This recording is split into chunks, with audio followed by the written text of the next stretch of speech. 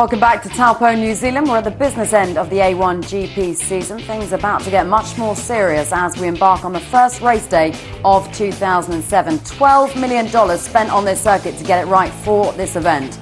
Let's head trackside. Windy conditions out there. Your commentary team for the sprint, John Watson and Ben Edwards.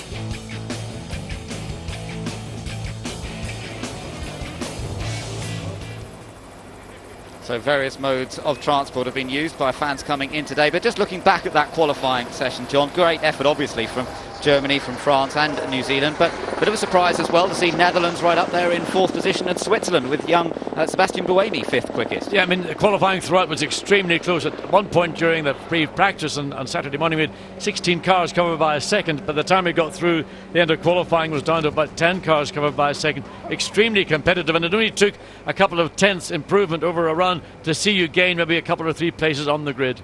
And there were some new drivers ready to take their debut in a race. Loic Duval, of course, he'd qualified second on the grid, but never has started a race for Team France before. France have had a bit of an up-and-down season, haven't had any of the victories that they enjoyed in the first season when they went on to dominate the series, so they were certainly looking for good things from him. We have Narain Karthikeyan ready to make his debut for Team India, Ryan Hunter-Reay for the United States, and Alex Khatib for Team Lebanon. Youngster without much experience, but certainly taking it seriously this weekend and looking forward to his proper first opportunity to race the car. One or two teams didn't qualify as well as expected, particularly the Czech Republic down in 15th, having set the pace on Friday. USA was 16th and China was 17th on the grid. That's how it all looked as we got ready for the start of the sprint race a little earlier on today. We're getting all set now then for the start of the Super Points A1GP of New Zealand here at Taupo, and the drivers getting ready for the start of what will be a 15-lap sprint race. And let's take a look at how the grid lines up in some detail. First ever pole position for Germany, the nation that leads the points at the moment. France alongside with new driver Loic Duval. Then it's New Zealand and the Netherlands on the second row of the grid. Switzerland and Great Britain on row 3. James Hinchcliffe lines up for Canada, 7th. Malaysia alongside. Then it's Ireland and India with Narain Karthikeyan making his debut. South Africa and Brazil share row 6. Then it's Mexico and Italy on row 7. The Czech Republic on row 8 with Team USA. Ryan Hunter-Reay making his debut for the team. China and Indonesia on row 9. Singapore and Australia on the 10th row of the grid. And another new driver towards the back, Alex Khatib making his debut for Team Lebanon. Starting 22nd, it's Nur Ali for Team Pakistan. Cars already on the formation lap, and Nico Hulkenberg just getting a bit of tyre temperature up. That wind is blowing so hard down the main straight that many teams have had to change their gear ratios, and now the nations just trying to line up. It's a bit tricky to get side by side as they come out of this final sequence. And look at this, France has actually gone to the inside. Now they should be on the outside. Germany on pole should be on the inside. France has got in the wrong place, and now Germany goes. Well, we've got the race underway, but there was definite confusion there. Germany going into the lead, into the first corner. France chasing in second place. New Zealand in third. It's a bit tight behind though. 3 cars abreast. Malaysia in the middle, and that's Great Britain. Great Britain make contact with Malaysia. Robbie Kerr's in trouble, and surely there was damage done there. Everybody else, I think, getting through the first corner safely. Down into turn 2 now, towards the back of the field. I think everyone jostling for position. Lebanon on the outside. Australia trying to get past Singapore as well. And Carl Reindler, I think, may have made the move on Christian Murchison. But that first corner, we thought it might claim some victims, and it does seem to have been Great Britain that paid the price. Germany leads from France and New Zealand. Netherlands next up, Canada, and then it's Switzerland and India by the looks of things. Malaysia going a bit slowly, and they were involved in the contact there with Great Britain, so it could be, and Australia with a hand up as well. So quite a few people getting into trouble on this first lap. That really is a shame. But actually look, everyone's taking it a bit steady here now, and it looks as though the field is bunching up. And I think what's happened, yes, looking at our screens, it says the race start has been aborted. They're going to have to come round and do it again. Well, that's what's going on. Yellow flags are out. The start has been aborted. They've got to come round. A new formation lap, which is what they're on now effectively, and then we'll have another attempt to get the start cleanly underway. And I'm pretty sure that was because France was on completely the wrong side of the road there at the start. France and Germany seemed to sort of jostle for position coming down to that last corner, and France ended up on the inside, which is where they should not have been. and so the race director has decided it's going to be another attempt to get the field away cleanly. So this time, let's hope they can. This time Germany and France are in their correct positions as they come down to the final sequence of bends before the start line. New Zealand and the Netherlands tucked in behind. This will give Great Britain a chance because they've been able to reclaim their spot despite that incident at the start. And here we go again. We'll try and get this race underway. Germany again, a great start. France having to defend a little bit from New Zealand. New Zealand trying to get down the inside, but it can't quite do it. Netherlands maybe going around the outside. It's all very tight here. In fact, Team GBR were able to get back in position. We thought there was a damage to that car. It appears not to be. Robbie Kerr started in the third row of the grid in 6th place. Everybody jostling mid-pack. Germany leads from France and New Zealand, then the Netherlands and Switzerland. Great Britain now in where they should have been originally. Czech Republic diving up behind Mexico. Yeah, he's trying to find a way, but no way in turn 5. He's going to have to be very patient because no overtaking is going to take part in this part of the racetrack other than with the driver making an error. There's Malaysia. That's a right front puncture. Contact. Looks like India and is it the Netherlands? It's Lebanon and Singapore, I think. There's Alex Khatib with the front wing off, and it's Singapore who's also in the gravel trap. Down at turn 7 through turn 9. Everybody gets through there cleanly in the cars. Robbie Kerr dives up the inside of Team Canada. Takes that position. Gain of pace there, and South Africa's trying to do likewise. That's Alan Vandermerber chasing as well. Good battle going on. Top 3 have broken away slightly.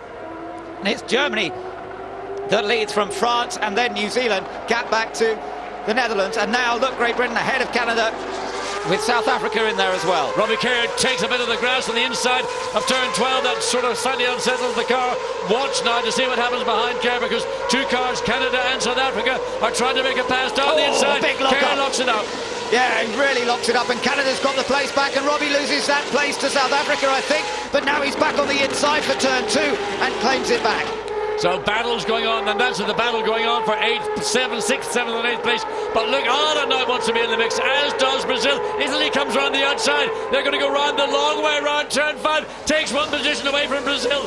Clever driving from Toncacello. Yeah, that was a great move. The Singapore car still stranded. Let's take a look back at what happened between Lebanon. My goodness. He didn't even brake. He just drove straight and aggressive. A big shunt. A safety car has now been deployed. Safety car on track, so they will all have to queue up behind the safety car now, and the Singapore car will be recovered. Into the pits has come Lebanon. Alex Khatib, his first race for the team, but it all went wrong for him there, and he just ploughed straight into the back of the Singapore machine. And a lot of damage done to the front of that car for Team Singapore. That, I suspect, will mean Singapore will not be able to use that car unless, from where we were looking, it looks substantial damage to the front of the car. It may well mean he has to jump into the spare car, which will be available, I suspect, to Team Singapore. So it all calms down. It's been pretty frantic in the opening laps. We had an aborted start, then they had to retake their places, but by then Malaysia was already in trouble. On the the second attempt, it was clean away for the front runners. Germany got away in front of France. New Zealand played it carefully and stayed in third, with the Netherlands in 4th place. And then there was the battle going on behind between the likes of Canada, Great Britain and South Africa. But Canada currently in 6th place ahead of Great Britain, South Africa in 8th, Ireland 9th and Italy in 10th place. Brazil 11th ahead of India, USA, Mexico, Czech Republic, China, Indonesia, Australia, Pakistan, and then of course we've got Lebanon in trouble, Singapore in trouble, and Malaysia towards the back. Well, you just can see in the back of the picture now we've passed by, but the Singapore still off track in turn 7 as we watch. This was under safety car. This is the reason why the start, this is the original start where Duval got inside of Germany. He was in the wrong part of the track, and I think this is the reason why the race director decided this was a messy start. Duval had caused an issue, and they went back to a restart, which we have just seen a minute ago. Yeah, that was interesting, and Duval then did back off, didn't he? And that's what gave Hulkenberg. But that was it was Malaysia.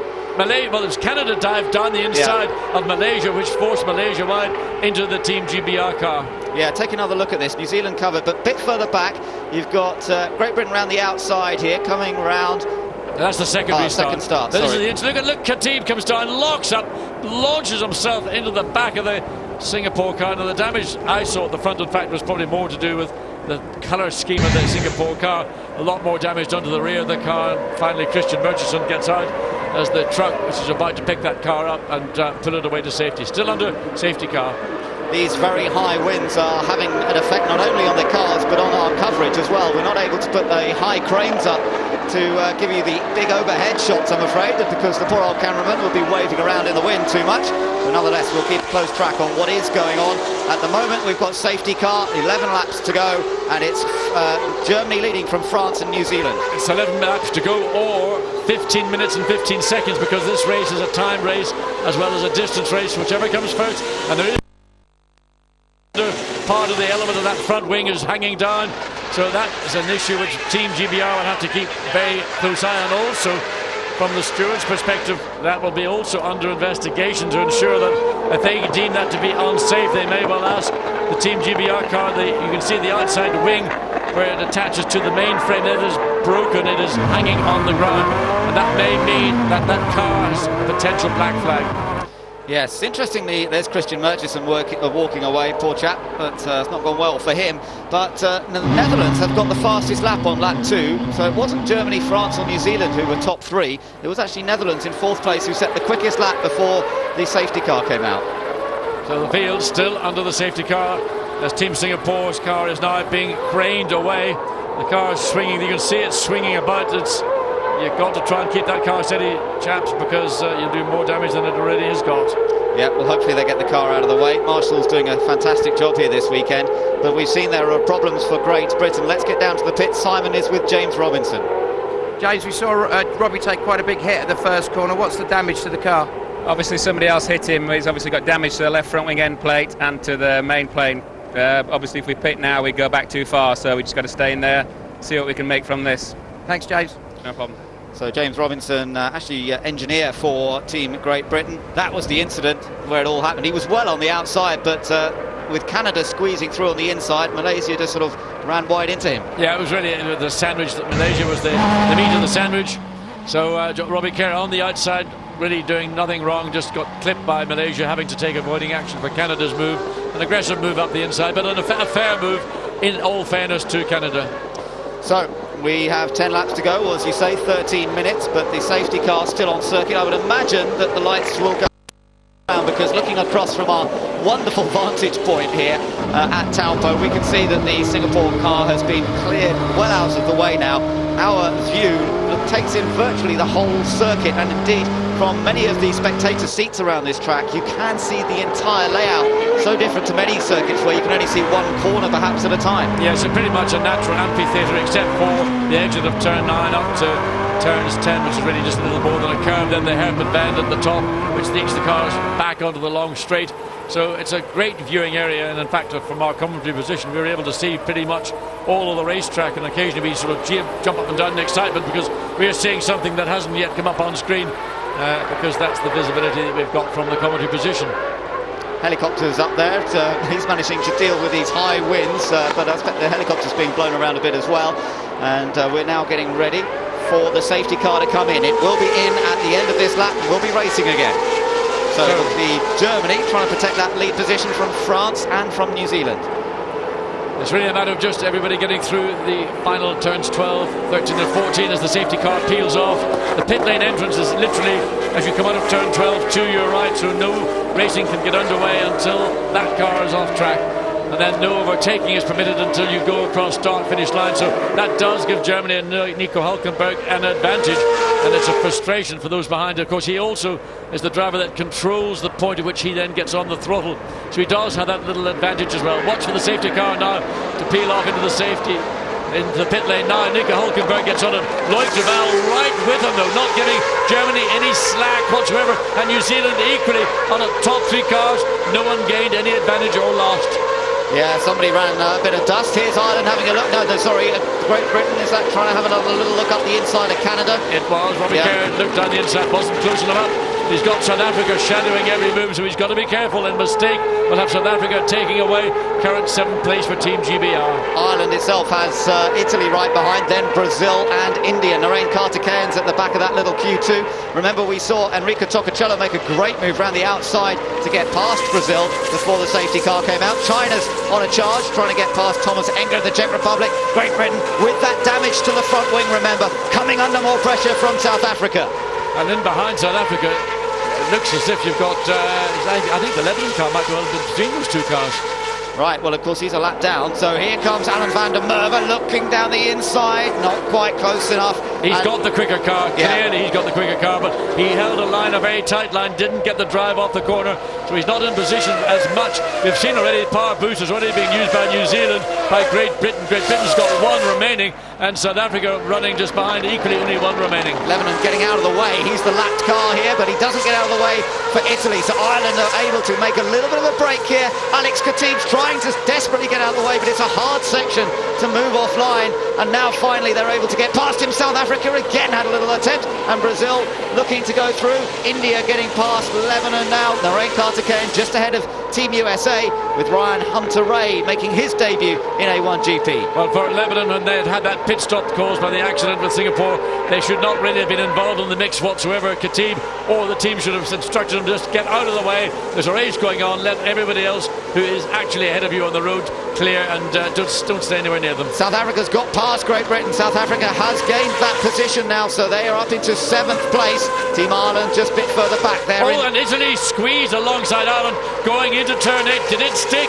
Ireland's going very slowly, very slowly. I'm not sure whether that was a problem with Ireland or whether the move, the very unexpected sudden move. And look at Indonesia, a very sudden move by Italy. Saw him getting alongside Ireland in turn 8. They may have had contact, but watch Indonesia and Australia. Yeah, this is getting pretty feisty. Carl Reindler for Australia, and Ananda Mikula. Oh dear, Ireland, where are they going to get some luck? You just can't believe every time. It just appeared that very suddenly Ireland lost all drive. Look, this is again the incident where South Africa gets past. So Alan Vandermerber working very hard to get past. Now watch, Ireland's clear of Italy. All of a sudden, Italy going into turn 8 is all over the back. There must have been something. That was coming through turns 2 and 3. It was a little bit further around the lap than the Ireland incident, and whether it was an incident or whether it was a mechanical problem, I suspect it was a mechanical problem for Ireland. It just looked like Italy was overrunning Ireland at that particular part of track. We're looking at 4th, 5th, 6th battle here. Netherlands in 4th, Switzerland in 5th, and Canada in 6th. Here's another. Ireland just suddenly slowed right down. It's like the lights went out. And there's the incident with Indonesia. And then Domikula getting on the grass. Then Carl Reindler, he's going one way, going the other way. Defence from Indonesia, maybe on the limit of what is acceptable. So Netherlands in 4th position at the moment. Germany still leads. 2nd place for France. And it's all looking pretty tight. Let's go down to the pits. I think Simon's got some news on what happened to Team Ireland. Yeah, very simply, Ben, I asked the guys if Richard had radioed in, and he said no gears. Right, thanks very much. No gears at all, no drive, he can't go anywhere, he's parked. But Germany lead the race from Team France, but look how close Loic Duval. Oh, and the incident from Lebanon has gone off and they've clipped the barrier, so, well, that's a long day for Lebanon, that's for sure. It is, it's been a tough debut, hasn't it? A tough baptism for Alex Khatib. Khatib. Coming out of turn 11, that's the first car all weekend we've seen spin, and there is a big spin. He's clipped the right front, right rear, and it's a lot of damage to that side of the car. Italy attacking Great Britain. This is for 8th place now. So Enrico Toccacello, who's been looking very feisty, made that great move earlier around the outside, now wants to try and get past the stricken car of Robbie Kerr. Remember, he's driving a car that's got very little front downforce. It's shedding bits of the front wing basically by the lap, so he's losing front end grip all around the racetrack, but he's got the position, he's able to hold it, but of course with the pressure coming from Italy, eventually he may well have to concede. We're on board with USA. Ahead of him, Team India. Loic Duval hasn't raced for 2 years. Well, he's certainly getting some racing in here, isn't he? Right in the middle of where all the fighting's going on. He's in 11th place, but here comes Italy on Great Britain. Watch for the pass. He can't go around. Well, he has tried to go around the outside, but Robbie Kerr can hold the line, and he's holding the line, but there will be contact. Surely that allows Brazil to get the momentum and come alongside Italy if they go down this main straight. It'll be a long way before Italy can get themselves back into position to challenge for that position. Great Britain are holding currently in 8th place. This could be feisty here, coming down into the last section, but Italy has to give way to Brazil. Rafael Matos gets his place back because Toccacello was so determined to try and go around the outside. Bit of a mistake, really, because he's ended up losing a place as a consequence, and Robbie Kerr holds on to his 8th place, but Brazil trying to take it now, and Italy trying to reclaim the spot. Of course, you can see with Team GBR, that lock-up, they had consistent lock-ups into turn 1 from Team GBR. In part, that's due to the aerodynamics not having the same effect, but it's also just something that seems to be GBR's habit. They lock up brakes consistently. But Brazil now, that position, Toccacello lost out by being too optimistic to go around the outside. Here we see at the end of the straight the battle going into turns 12. Yeah, that's right, and Brazil managed to nip past Italy. That was all pretty easy. Germany continues to lead and has fastest lap in this race, 5 laps to go, or 5.5 minutes, whichever comes sooner. Germany managing to fend off France and New Zealand currently, but there's some great racing going on further back. China currently running 15th, trying to make up some ground. And again, Great Britain and Brazil get together. Brazil spins and Italy tries to take advantage. Oh, and Brazil off on the grass now. Well, that was Brazil getting ahead of Great Britain, but overrunning the corner, and then contact between Brazil and Great Britain. We'd like to see that one in replay to see where the responsibility lies. Well, it's getting frustrating for those guys. Bottle up contact also, says Anger's front wing end plates also in the Czech Republic. They look like they had contact with the back of another car. So Great Britain somehow managing to hold on to 8th place despite the damage. This is really a determined effort from Robbie Kerr. He will not let them pass, but they're all potentially a bit quicker. Now it's Enrico Tocacello who'll try again. This is what happened, John. Well, Brazil actually was passed, but Robbie Kerr just drove into the back of the car he was in. That was an error on the part of Team GBR. They weren't far enough forward to claim the corner, and again we wonder whether that will be a little bit of an investigation at the end of the race, because that was an unnecessary incident, could have been avoided. 4.5 minutes to go, so we may not quite make the full 15-lap race distance. Robbie Kerr hasn't got to hold on much longer to save himself 8th place, as you say, the front wing flapping on the Czech car. He's trying to defend from China, who's now moved up to 14th. But look, India all over the back of Great Britain, and Italy all over the back of Great Britain. India trying to get into the mix as well. Now Narayan Karthikeyan tries to do the outside line. You've got to really just hold your line, position yourself and try and get off turn 11 as quickly as possible.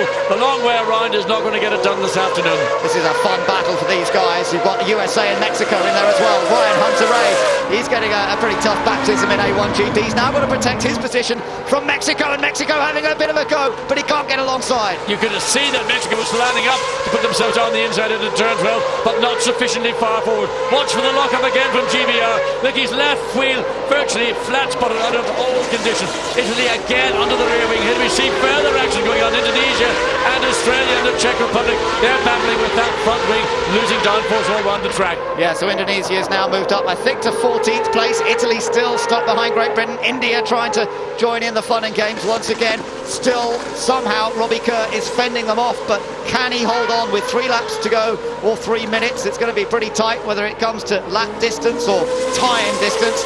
Nonetheless, we're riding on board here with Team India. Great view from the front wing, looking right in behind the gearbox of the Italian car, through one of the fastest sections. Great Britain running wide again. Again, he's the front of the car will not bite. He's just understeering off the track. But again, he's clever enough to position his car in such a way that he precludes Italy being able to run down the inside. And that's just sensible, intelligent driving. But I'll tell you, Robbie Kerr under a lot of pressure with a car clearly that hasn't got the front end grip that he's accustomed. Down the long straight here, up to 165 miles an hour, picking up a bit of a slipstream, but then it's quite a fast entry into turn 12, and no one's been able to really make an overtaking attempt there. So you follow Melida through here, but then it's a question of getting a good exit onto the pit straight and maybe attack into turn 1. Again, Robbie does enough. He's got good traction out of that corner. I tell you, he must have a flat spot on that left front wheel that's so bad, the vibration. He'd be very, very uncomfortable, making driving the car extremely difficult.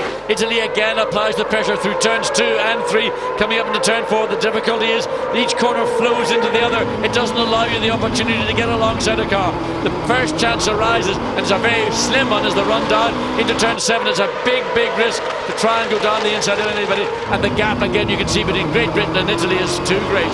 There's such a queue behind them. Mexico's in there. They had a big lock-up just a moment ago, heading down into turn 5. He's tucked in behind USA. You're riding with USA now. He's 4th in this particular queue, but that means that he's in 11th place overall. Germany continues to lead this race and has opened up quite a big advantage, but this is where the fun is, as Italy, India, USA, Mexico, China and Australia are all bottled up behind Great Britain. Well, Great Britain's on that's the car from the Lebanon we saw stuck on the left-hand side of track. Robbie Kerr is able to use the track position he has to very, very good effect. He slows the field down going into turn 11, then he's the first car to get back on the throttle coming out of it, and that allows him to once again leapfrog the gap between him and Italy, and of course being chased very hard by India and Narayan Karthikeyan. We're into the final lap now of this first ever A1GP race at Taupo, and Italy so desperate to get past Great Britain, but they're running out of time in which to do it. This is for 8th place, remember. Germany has a comfortable lead. India almost running into the back there of Italy. You're riding with the Indian car, being driven by Narayan Karthikeyan and his debut in A1GP. And I mean, you cannot get closer than you saw that onboard shot.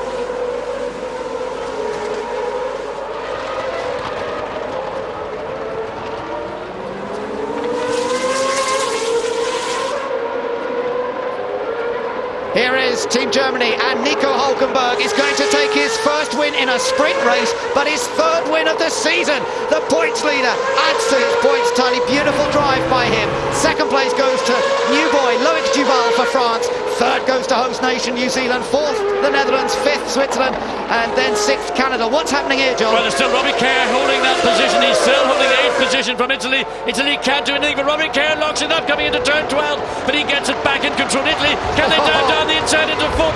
No, but Robbie Kerr has driven up the line. He's been hard, he's been aggressive. He's sometimes taken his luck, but he got the position. Well driven, Robbie Kerr with a damaged car. He managed to fend them off. They would have been frustrated, but he did nothing wrong. He placed the car perfectly, and that was a superb drive by Robbie Kerr. Tremendous celebrations down there at Team Germany. Nico Hulkenberg has done it again, his third win of the season, and with that, of course, further extending his championship lead. And it means also with France coming home in second place that they will have moved up into second place in the points, some 17 behind Germany, but they have moved ahead of Great Britain.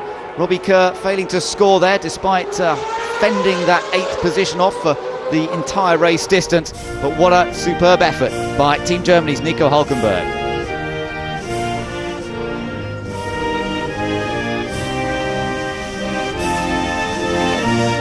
So the smile on the face of the young man, and the second place going to Loic Duval for Team France, a tremendous debut for him as well. Johnny Reid taking third position for New Zealand. And the presentations to be made by the chief executive of Super Points here this weekend. And of course the gold medal going to that man, Nico Hulkenberg, once again. He's getting that winning feeling.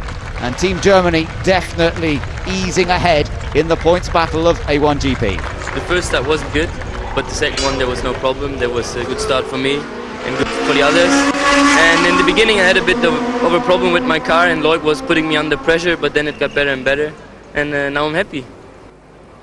Confirmation of the result then. Germany taking the win ahead of France and New Zealand, with a fine 4th place for the Netherlands, 5th going to Switzerland, and 6th place to Canada. South Africa moved up well from their qualifying position to 7th, ahead of Great Britain, who fended off Italy amongst others, particularly India, the United States, Mexico and China, who caught up pretty well to that group during the race. Australia 14th, ahead of Indonesia, Brazil, the Czech Republic, Pakistan and those who had problems. Malaysia, Ireland, Lebanon, Singapore, and of course Germany also took fastest lap.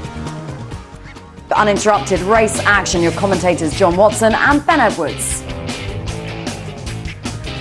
It's the Super Points A1GP of New Zealand at Taupo Motorsport Park, just next to Lake Taupo, and this is the view as we fly from Lake Taupo over the town and towards this wonderful new facility that has been upgraded and homologated to FIA Grade 2 standard, especially for the visit of A1GP. 22 nations are about to go wheel to wheel in a 50-lap feature race here, following on from an exciting sprint encounter that saw victory for Team Germany and the host nation, New Zealand, coming home in 3rd position. Everything is set. We've got an ideal day. Blue sky, a little bit of cloud around, a strong breeze blowing them down the main straight, but lots to look forward to here at Taupo this afternoon. Well, there is the grid, and you see on the left of your screen, that's right of the racetrack, pole position, and that was won after the sprint race for Germany, Nico Hulkenberg, and alongside him, Loic Duval for France. And these two young drivers clearly very strong contenders. They raced against each other in their earlier days, and by that I mean when they were 12 or 13 or 14 years of age in karting, and they've got a great deal of respect for one another. And in terms of out and out total pace, well, you'd have to say there's little to pick and choose between either driver. Well, let's take a bit more of a look now at how the cars line up on the grid. You can see the front row men there, Germany on the outside and France on the inside. And this is how they will line up for the feature race. Germany on pole position and hoping to back up the sprint race victory with the double here. They haven't achieved that yet in the 2 seasons of A1GP. France second, then New Zealand and Netherlands on the second row, Switzerland and Canada on row number 3. South Africa moved up well in the sprint race, starting alongside Great Britain, who had to defend so hard. Italy and India on the 5th row, USA and Mexico on row number 6. Mexico need to move up to score some points. China and Australia on row 7, Indonesia and Brazil on row 8. Behind them we've got the Czech Republic and Pakistan, and then Malaysia and Ireland. These guys at the back had problems earlier, so that means also at the back we've got Lebanon and Singapore. Both cars have been rebuilt since accidents earlier. Thankfully, the damage on both cars was not too serious, and the teams have managed to get them all ready for the race.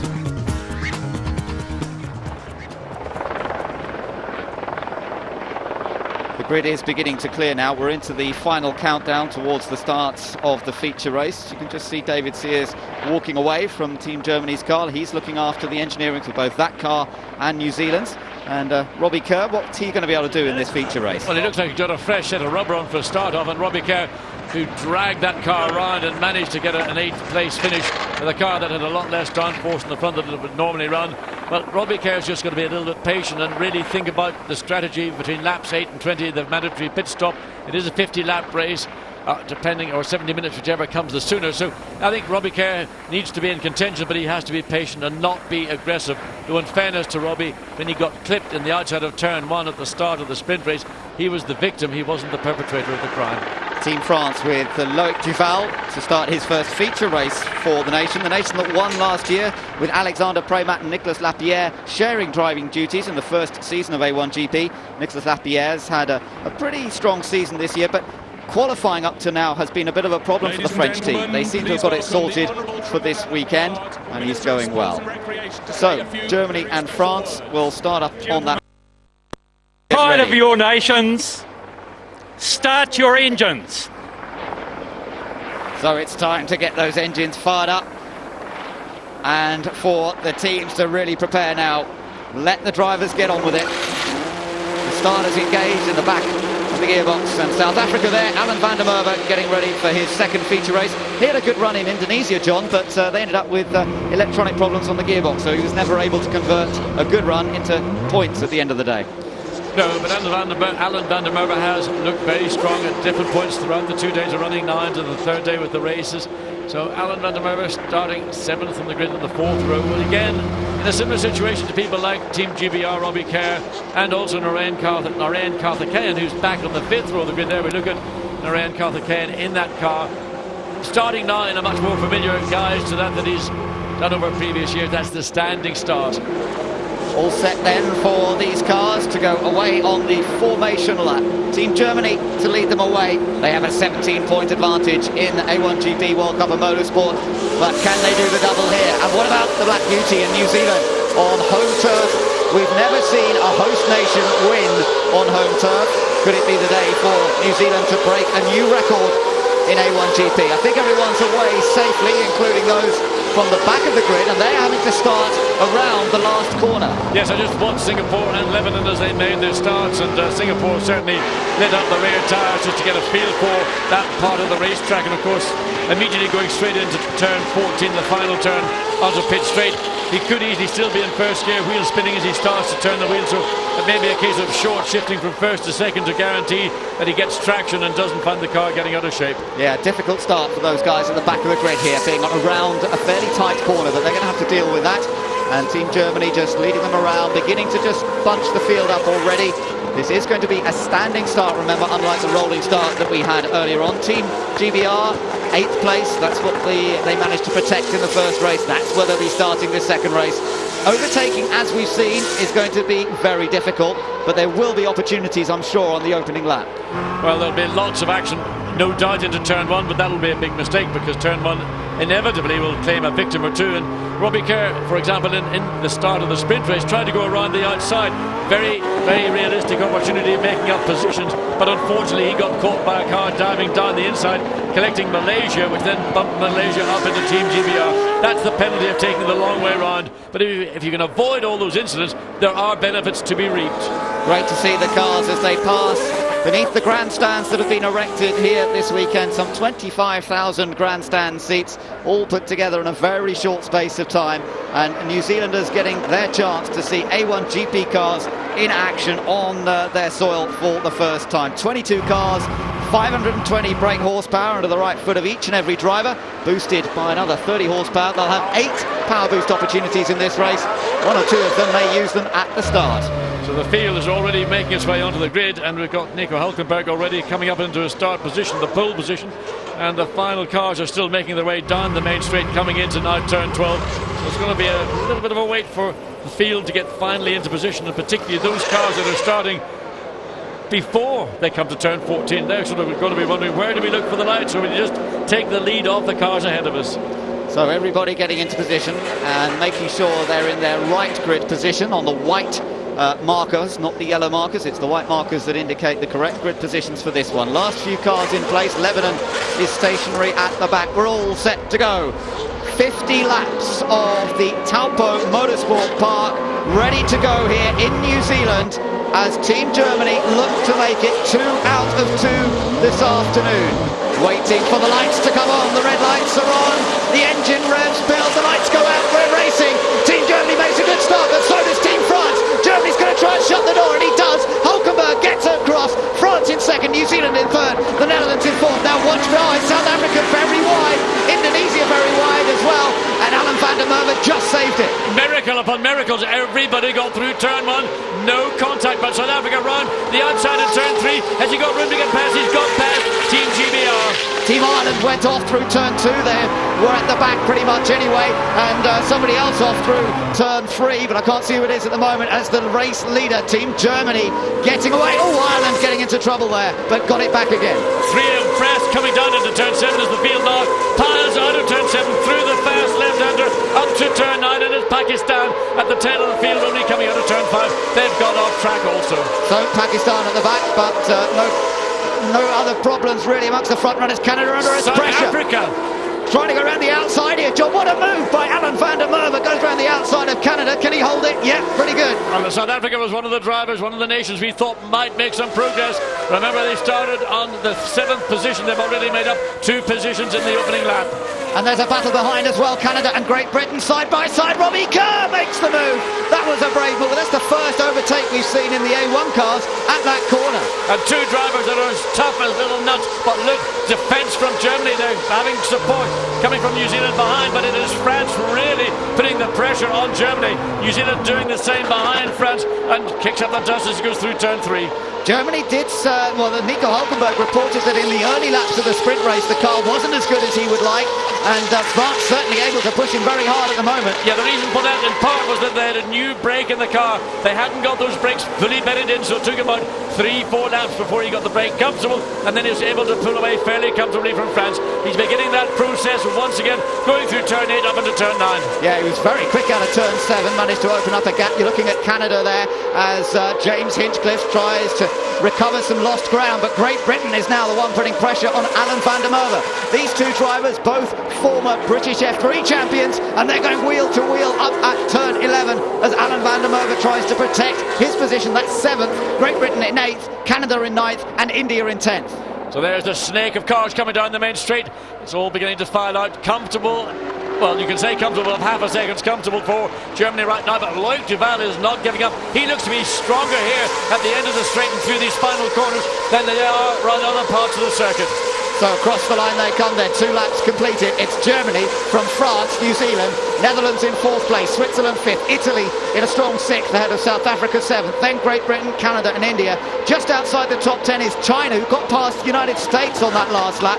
China's up to 11th, USA 12th, then Indonesia and Brazil. Here's a look at the start, John. Okay, watch on the right of the screen as Nico Hulkenberg for Germany goes straight across to the left to block Duval. Duval's got a check and he pulls over to the right. Johnny Reid thinks he can sneak down the inside, and the Netherlands consolidate their 4th place. And Ander Mikkola went very wide, almost lost it, but gathered it. This was the view from on board New Zealand, the Black Beauty, as they went into that first corner, and he stayed well out of trouble here. That was the move when Robbie Kerr managed to get past Team Canada. That was pretty brave. Yeah, it's brave because Hinchcliffe is pretty brave anyway, and Robbie Kerr just swooped across the front of the Canadian car. So now we've got the battle between South Africa and Great Britain, and Vandermerber just staying in front for the moment. In 7th place, nothing to choose between them. Up front, the race leader, still Germany. GBR is on power boost, as is South Africa, as they make the run up into that final left turn. He's going to have a look down the inside. He's got it, he's done it. That was power boost. Both drivers used it, but Robbie Kerr late in the brakes, but almost overruns the corner as he gets into turn 14. Fantastic stuff from Robbie Kerr. We know how well he can race, and he's done it again.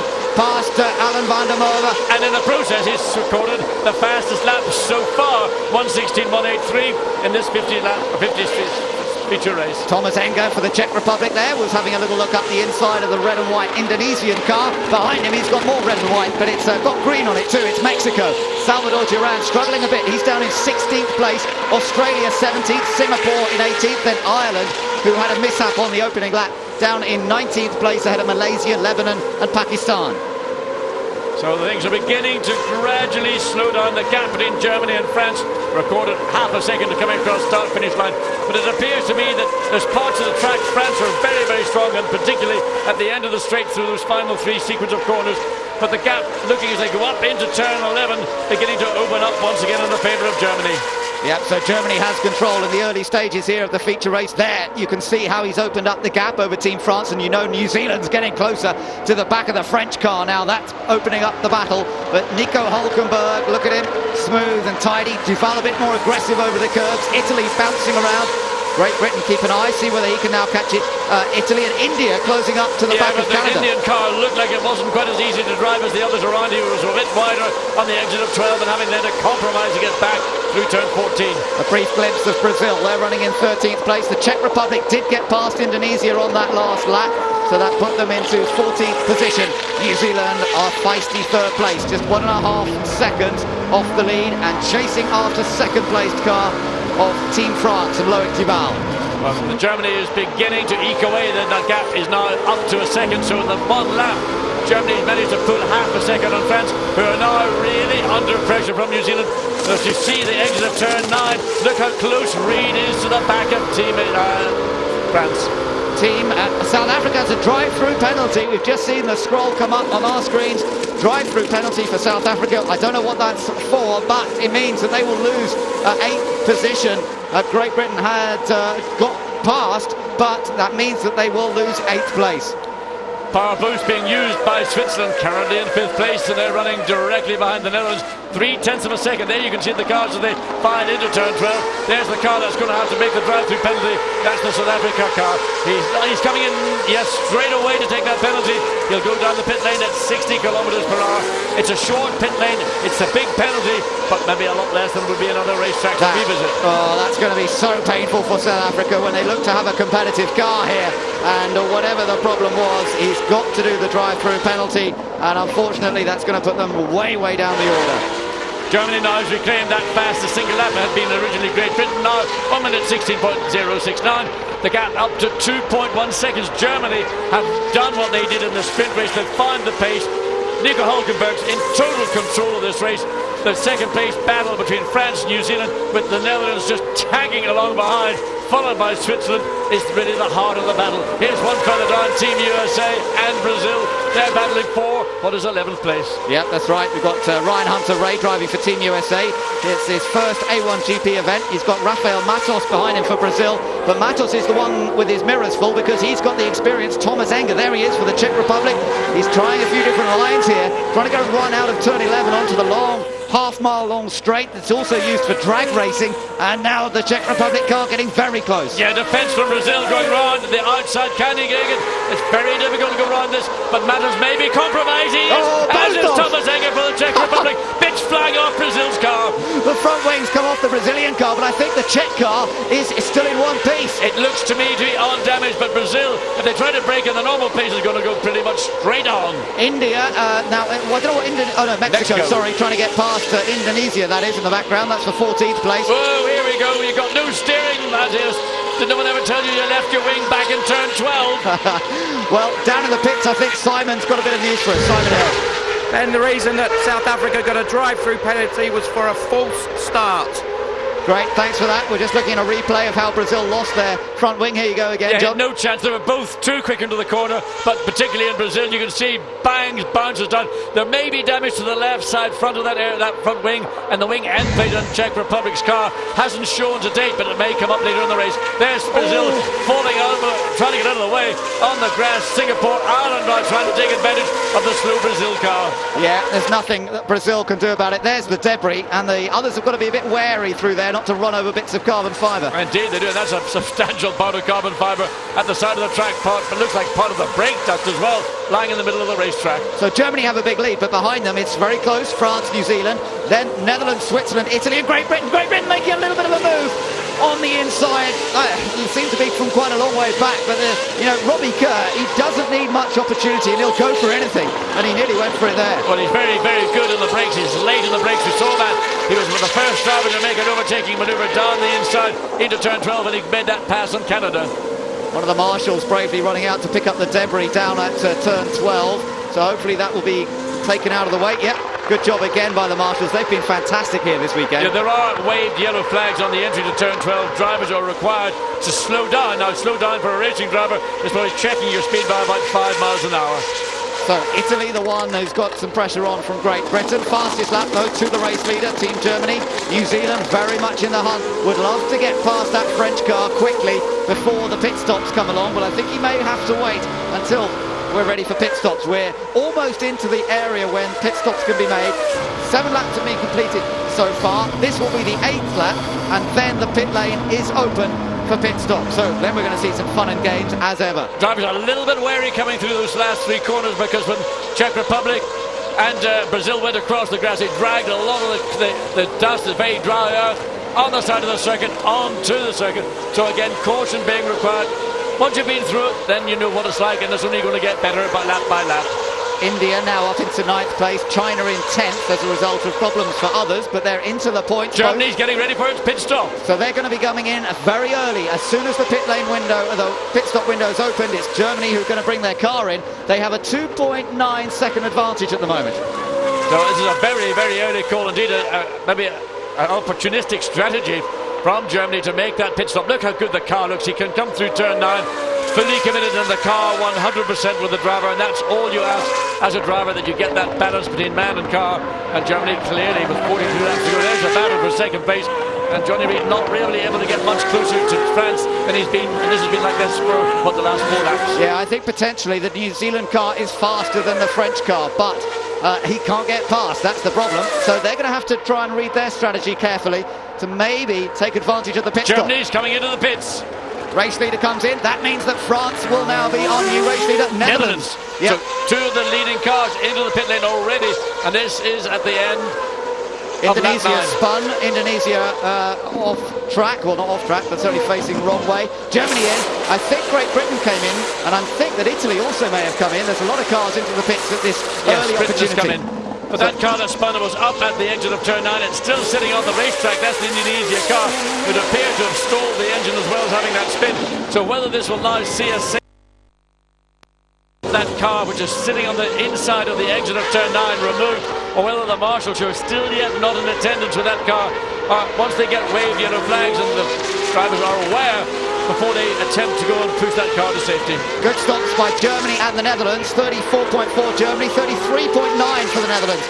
Italy obviously taking longer, as you can see the clock ticking away. Here is the battle for the lead now between France and New Zealand. France struggling. Their car does not look so good in race trim as it did in qualifying. Down the long straight they come, and the Kiwis supporting their man, trying to urge him to get past the French car. But which one of them will be coming in the pits? Will either, or will they leave it a bit longer? I think you need to get the New Zealand car in pretty soon here. Well, let's have a look and see. France is in, and New Zealand, both cars can come in at the end of lap 10. So virtually the entire first. Oh, Duval's got, but Duval went on the brakes because he was trying to get the speed down to the 60 km per hour, and he almost caught out Johnny Reid, who was thinking that where is the line, and Duval locked the thing up and just almost had an accident with the car directly behind him. This is the race in the pits for second place, effectively. New tyres as well. New tyres on the French car, the New Zealand car's out, but it's not ready. Oh, he's got it. No, he hasn't. This side is by France. side, France have got it. France just in front, and the positions stay as they were. How frustrating for New Zealand. Well, let's see how these 2 cars, 2 drivers, 2 nations deal, because they're coming out on the racetrack. They're coming out this, I think that might be Singapore going down. So they've got relative space. So in fact, it was the Netherlands, so they got out just ahead of the Netherlands. So the situation remains virtually status quo. Germany effectively, although it is Switzerland leading on the road, but when the pit stops shake themselves out, it will be Germany, France and New Zealand. Yeah, now Johnny Reid knows he's got a big problem, because he's got the rest of the race, 40 laps to go, and somehow he's got to find a way past that French car. South Africa in. Oh, they've got a problem on the right rear, would you believe it? things are not going the way of the South African team. A drive-through penalty earlier. It's still not a goal. Of course, the total time, not just the time standing, so that will hurt them even more, compounding that drive-through penalty that they had for the full start. So Team Switzerland currently leading this race. They haven't made their pit stop as yet. Most of the rest have, and that was a slow stop, 46.9 seconds. There is your race leader, the 18-year-old Sebastian Buemi, who raced in the first two events of A1GP in this second season at Zandvoort and at Brno in the Czech Republic. Was competitive, scored points on a couple of occasions, but here he is now leading the race. Well, a good experience for a young man to lead a race, whether it's through the pit stops or whichever, but that will give him a little bit of a lift. His lap times, he's lapping in the low 1 minute 15s. Germany is the only car on the racetrack that I've seen that's lapping currently any quicker than what we're seeing from Switzerland. Germany now in second place, Lebanon showing third. That's just in. What's going on here? Ireland coming in and Singapore going out. So two cars both going out, in fact. Yeah, and they were sort of racing on the speed limiter. It's so funny when they're on the speed limiter and yet they're still trying to race each other. Now they release the button. Now they can rejoin the fray on the outside there of Australia. Ooh, squeezing. That's brave of Richard Lyons. And is he going to make the move? Yeah, he does. And behind him, Christian Murchison does the move on Malaysia. Good bit of driving by Richard Lyons. He went round the outside of the corner. He's on new tyres, so he's got a certain amount of grip, and he took advantage, put Australia wrong through them. He's now got that position, and he'll be delighted. That was a relatively easy manoeuvre that he was able to execute at a part of racetrack. You're not going to see too much overtaking. Ireland were right at the back earlier on, so they've gained a bit of ground, but Switzerland still lead this race, and as most of the pit stops have been made, Germany now second, Lebanon hasn't stopped yet, so they're running third, France fourth, New Zealand fifth, Netherlands in sixth place, then Great Britain seventh, Canada eighth, India ninth, and then the rest of them coming along. Of those who stopped, I think it's Italy probably will be next, with those others having recently made a pit stop. Yeah, it's just ended down to Indonesia and Pakistan are the only two that have yet to make the pit stop. Switzerland getting ready now though, so Sebastian Buemi's lead won't last much longer, but it may be that by leaving him out for a bit longer, they may get Switzerland moved up further than he was before. Well, Switzerland has effectively got a 28.8 second advantage over Germany as the cars went across the line at the beginning of this lap.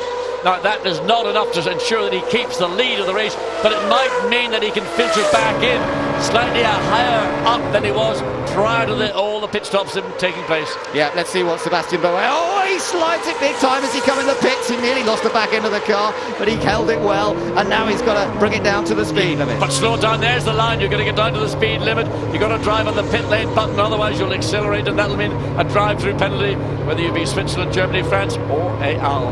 Let's see what this stop's going to be. At least he's got a nice clear pit lane by making this later pit stop than anyone else. In the background, you can see France behind Germany still. Germany in great shape here. This needs to be a good stop for Team Switzerland if they're going to move their man up a little bit.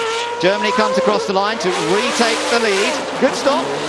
Looks pretty effective by Team Switzerland. He could actually get out, I think, maybe in fourth position, because looking at the Netherlands, who in effect are running in fifth place right now, so has he done it? No, it's going to be very close. He might well sneak it. He's just coming out directly behind New Zealand, and he's made up that position.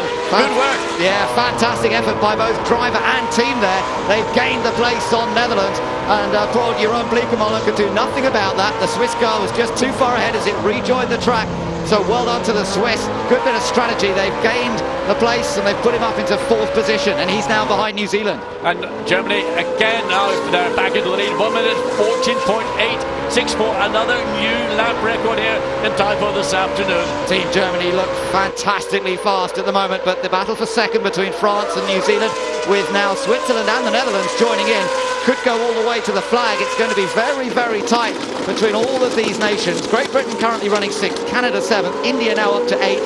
Lebanon has, I think, made its pit stop, or has it? No, I'm not sure it has actually yet. I think they're one of the very few that have not yet stopped. They're still running in 9th.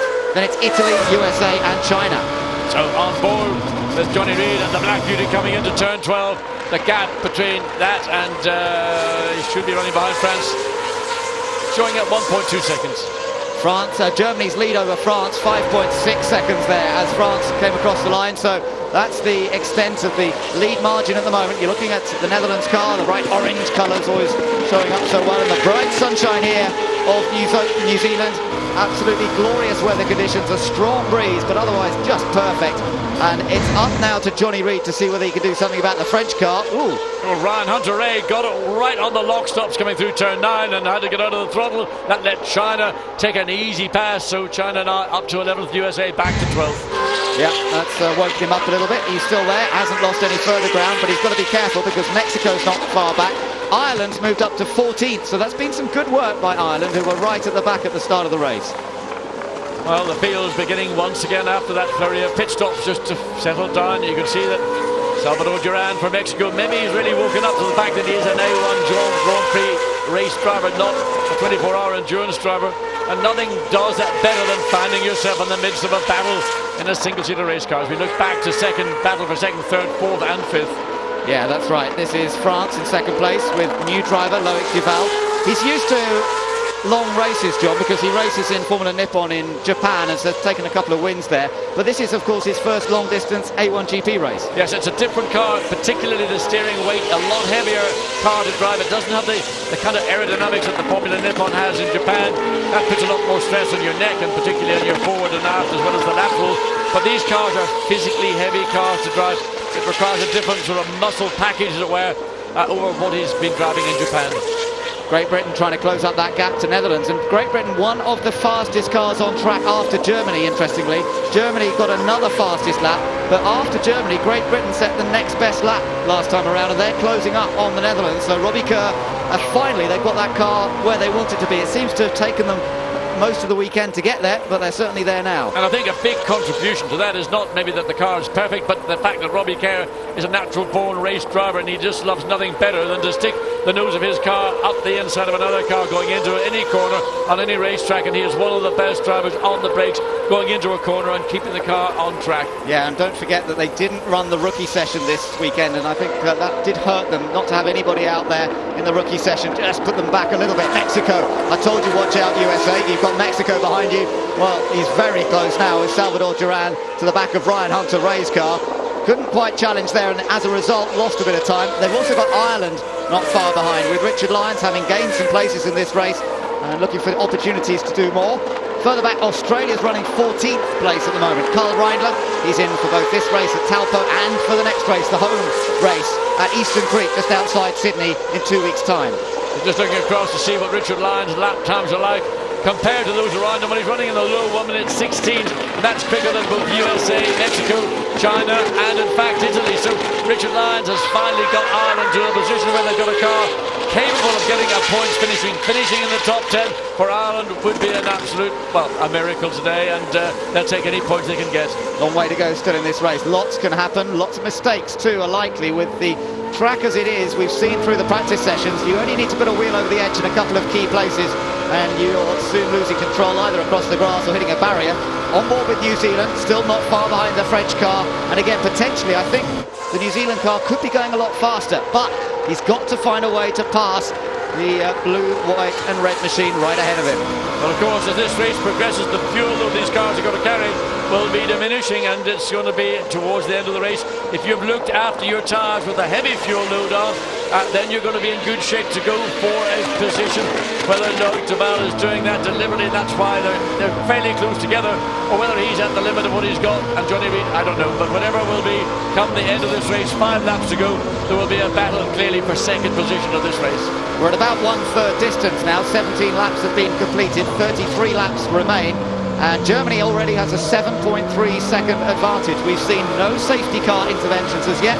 You're riding on board New Zealand, and the telemetry showing you the gear that he's in, the speed in kilometres per hour, and when he's braking too. Interesting, and again beginning to close down to the back of France. He's got a run at France. Can he get up the inside? Going into turn 11. No, he can't. Duval is able to legitimately use the width of the racetrack to block and take that lead into turn 11. But Johnny Reid clearly came off turn 9 a lot quicker than the Frenchman was able to do. Frustrating for Johnny Reid, but that's the name of the game. You've got to find a way to overtake. We've seen a couple of people manage it here today, but Duval is going to be a resolute competitor, I'm sure. Very tough to pass. Let's see what happens as the race develops. Well, I just mentioned a moment ago about looking after your tyres, and I just wonder, with all those new tyres which everybody has put on when they made that mandatory pit stop, Has maybe Duval and France used that tyre a little bit too aggressively in the opening lap, and is that the reason why we're seeing an increase in performance coming from New Zealand and putting France under threat, particularly through that quick flick right, which is turn 9. Jean-Paul Trio we saw there looking at the monitors very keenly, trying to see what's going on with the French car and whether Team New Zealand is closing up or not. Up towards turn 7, and it's the next section, John, where Johnny Reid seems so fast. Yes, it is. I mean, through turn, this is turn 8 they're going through. That's flat out not a problem. It's here where you have to switch back and go to the right. The corner is very, very bumpy, and it just looks to me, you can see that New Zealand is carrying more speed through the corner. Again, is able to close down to the back of the French car coming into turn 11, but isn't able to get. He needs to stay in contact as close as possible. They haven't used very much power boost out of these teams. Both have got one. France has got 5 and New Zealand have got 6 more shots. Neither are using power boost this run down the straight. Of course, New Zealand, you can see, is not close enough to take advantage of it, and even that additional 30 horsepower with power boost wouldn't make the difference.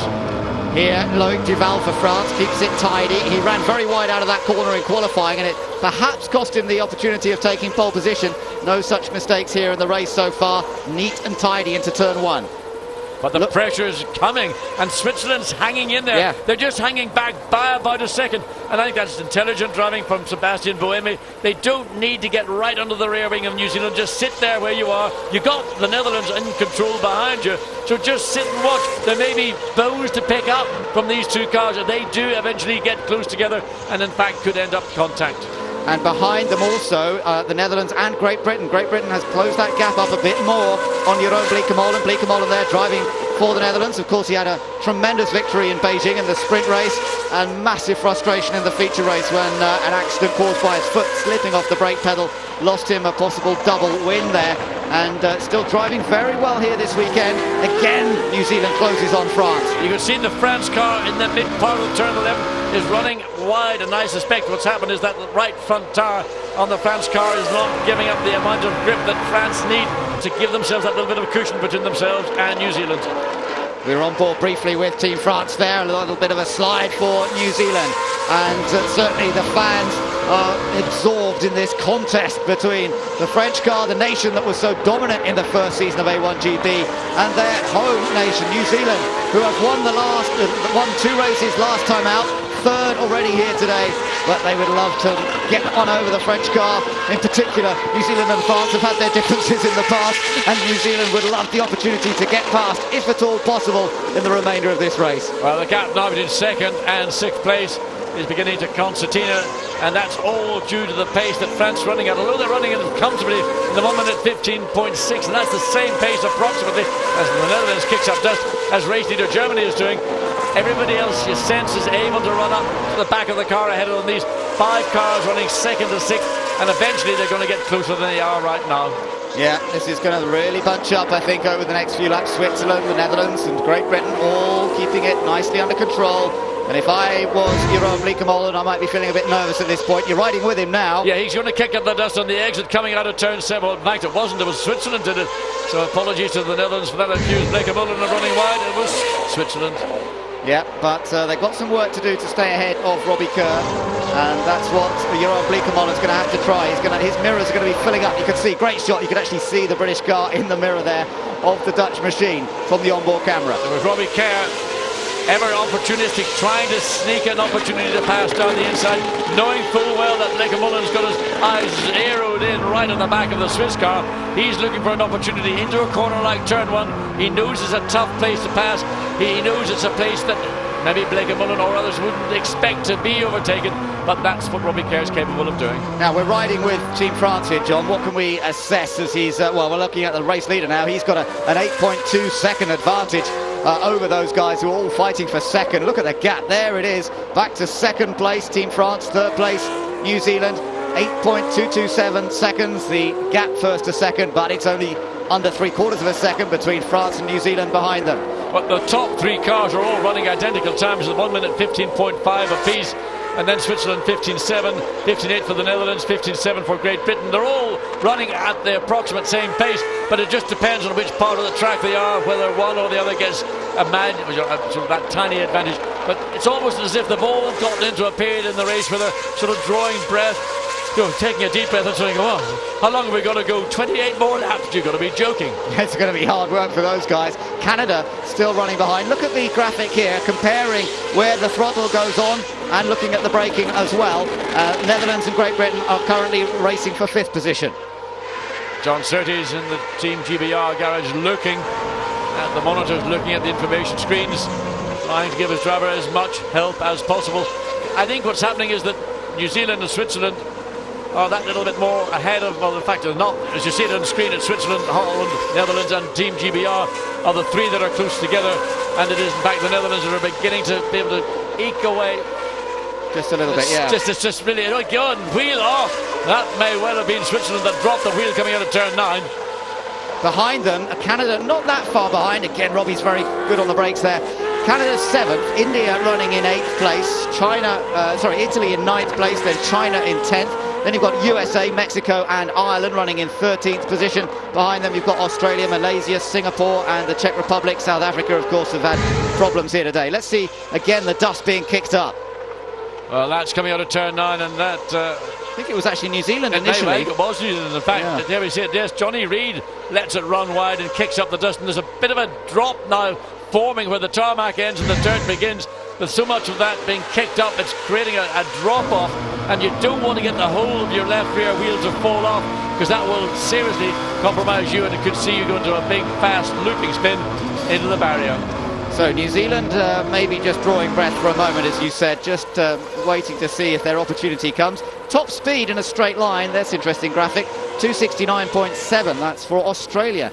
But Australia actually not going that well, they're down in 14th position, so the car's quick in a straight line, but that's probably not what you need necessarily here at Taupo. You've got to have a car that's good through the twisty bits. Yes, you have. I'm surprised, in fact, I thought the top speeds might be quicker with the strength of the wind, although the wind direction has now changed, it's now blowing diagonally across the racetrack rather than directly down the main straight, which it was doing much earlier in the day, and that might account for the speeds being down to the mid 260s, where previously were up into the low 270s.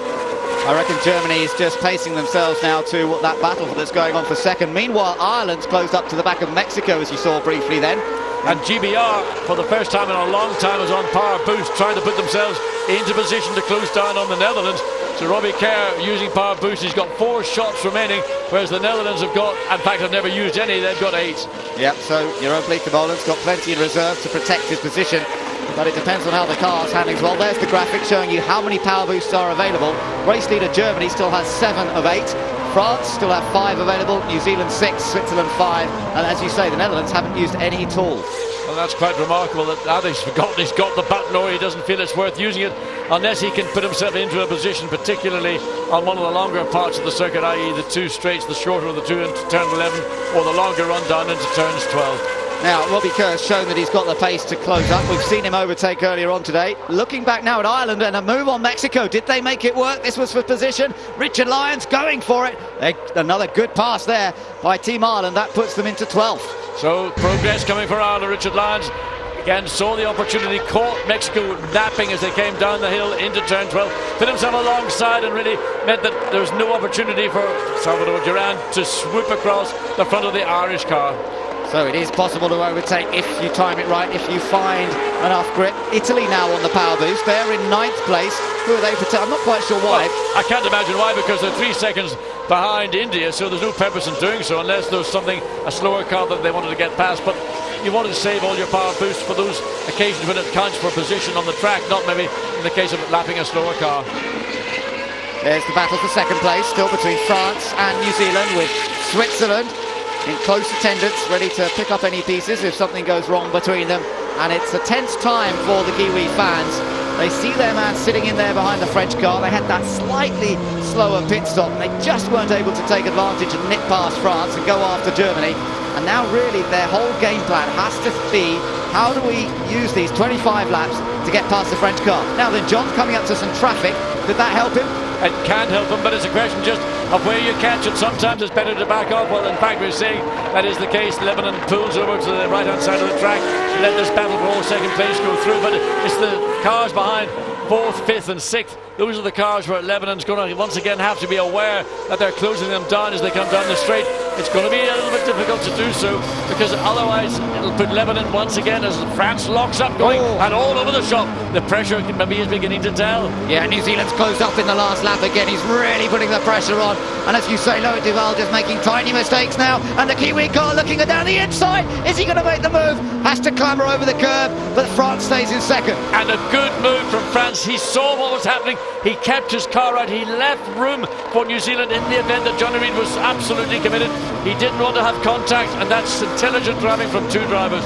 It is, and it's still going to be tight. It did look as though for a while Johnny Reid took a brief pause, but now he's piling the pressure on again. Another lock-up for Team France, and that'll give a boost to Johnny Reid in the Black Beauty, because you see a car ahead locking wheels, you just think, yeah, maybe the driver is suffering with a car that's not perfect. Maybe I will get my opportunity. Behind them, Switzerland, Netherlands, and again Great Britain very close. The lapped car of Lebanon. Then it's Canada running in a rather lonely 7th position. Yeah, I did think that James Hinchcliffe might be a stronger contender in this race. He looked very strong in the opening laps, but he's dropped back and he's running very much on his own. He's 3.5 seconds behind Great Britain and 4.5 seconds ahead of India.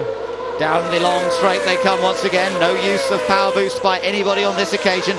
They're saving it up for later in the race perhaps. Down in towards turns 12, 13, 14, the last complex. Again Robbie Kerr on the attack, but he hasn't found a way past that orange Dutch machine as yet, as again New Zealand closes up. And again Great Britain there, little look down the inside, but not really a proper attempt. No, because Australia spun off, but Blecker Mullen was really focusing very much once again on the Swiss car, and Robbie Kerr, being opportunistic, said, I've got an opportunity. If I can get my nose down the inside, I'll take a chance and take that position. Australia, what does it mean? What is he doing, Carl Reinder? Moving one side and the other across the racetrack. Also, I was just looking back down the field as they came past our commentary position. We have a tremendous view from the pit building, and Ireland's closed up to USA now in the battle for 11th place. So Richard Lyons, who's definitely one to watch here this afternoon, and there you can see the bright green colours of Team Ireland's entry. They've had a tough time this year, but you know, he's making a lot of progress. Started at the back, remember, after a drive shaft failure in the sprint race, and he's now pressurising USA for 11th. China just ahead of them. There we are. There's USA and Ireland together. So I think Richard Lyons has got his sights very clearly set on that 11th place, and then of course he'll move forward to China. China somewhat further down the road, nearly 5 seconds ahead of where USA is right now, but Richard Lyons is carrying again more speed through turn 9, looks to find himself in position. It's difficult, there's a curve which is curved. Oh, he really runs into the back of Team USA as they come into turn 11, almost side by side. Now cut back, get on the power, but I think USA have still got enough to keep that position. Gary Anderson's enjoying this as he sees his man on a charge, but watch out, Mexico's right behind as well. Salvador Duran has not been left behind here at all. He's in the battle. Richard Lyons has a little think about it. He's too far back. Richard Lyons couldn't commit. He couldn't make that. Couldn't take the chance that America would concede going into turn 12. Too quick an entry into that particular corner. It's USA versus Ireland, one of the biggest nations, the most wealthy nations, up against one of the smaller nations in A1GP. Well, there's nothing to choose between them at the moment, and Ryan Hunter-Reay, driving for the first time this weekend for Team USA, has got his hands full here. Had a bit of an off down here earlier on in the weekend, and look at New Zealand trying to go around the outside of France for second place. Can they pull the manoeuvre off? No, they can't. France continues to defend. Well, that was a brave manoeuvre by New Zealand. The first really serious attempt that we've seen from Johnny Reid, trying to take that position away. The power boost is on New Zealand. They're looking to get alongside coming into turn 12, not close enough to the back of the French car. Oh, this is great stuff between France and New Zealand, lap after lap. These two guys driving at the limit of their abilities, and it's really high abilities too from these two. Very few mistakes that we've seen from either of them. But Loic Duval, the new boy for Team France, and you have to say he's impressive, the way he's withstood the pressure so far. Well, there you see he got the run off turn 9, but he wasn't able to get sufficiently alongside or ahead into that turn 11 onto the straight. Loic Duval, again, using the track to his advantage. There was the reaction in the New Zealand pit, but then it didn't quite come off, and the shoulders dropped again. I think actually they were lapping Pakistan at the time, and I think that gave the opportunity a little bit to New Zealand to try the move, but in the end it wasn't quite enough. Back with USA versus Ireland, which is for 11th position, and behind them Mexico, then Malaysia. Malaysia's having a disappointing weekend, one of the front runners in the series early on, but they're really not having a good time this weekend. Richard Lyons clearly coming to grips as we go back to this battle going on behind the first 3 cars. Switzerland 4th, Netherlands 5th, and Team GBR in 6th. Robbie Kerr again looking. Netherlands and GBR on power boost. Yeah, the green light's flashing away as both of them getting a little bit more horsepower, 30 brake horsepower. Look how it brought them to the back of the Swiss car. That was interesting. It certainly allowed them to catch up to Buemi, but it didn't allow a change of position for Kerr. Watch Kerr coming down into turn one. He's right under the, well, he's not right under the wing of Netherlands. It looked, the camera force shortened the image, so Robbie Kerr just backs off a little bit, gives himself again that momentary chance to draw breath. There was a lock-up going in there. I couldn't see whether it was New Zealand or Switzerland, but that battle for second place in effect between 5 cars continues, and France still have got that slight advantage. They're able to do it where it's important on various parts of the racetrack. Yeah, in fact, France opened up that gap a bit over the last lap, haven't they, over New Zealand, who's dropped back a fraction. Robbie Kerr locks it up again. Yeah, we do see that quite often with Robbie. He is late on the brakes, but he's pretty hard on the brakes as well. And the tyres have got to try and withstand that treatment, but they do normally, and he did manage it in the first race here, in the sprint race. The Swiss car bounces and bobbles its way out of turn 9. There are a lot of bumps in the transition from 8 into 9, and you can see the Swiss car just bouncing its way out. Don't know what happened on that last lap, but Malaysia got past Mexico. Malaysia up to 13th ahead of Mexico. Those two were in behind USA and Ireland earlier on, and Malaysia have gained a place. Singapore, they're battling with the Czech Republic. That's for 16th position.